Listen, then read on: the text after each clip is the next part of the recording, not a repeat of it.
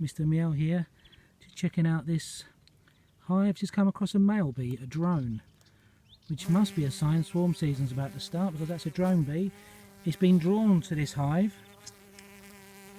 been attracted to this hive purely and simply because it smells of pheromone. There's bait in this hive.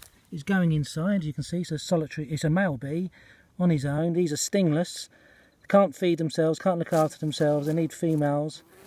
There's a female here who's blocking him from coming in. He's on his own, poor little sod. He's back again. He's trying to get in the hive. There's a female in there. Will she let him in, or will she throw him out the door?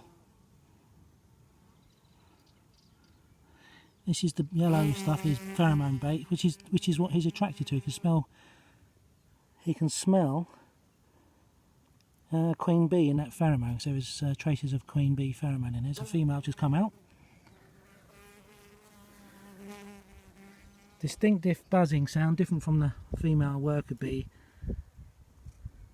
As we're walking here, working away, some ants here carrying away some flower petals. Everybody's busy working today. Mr. Miel, over and out.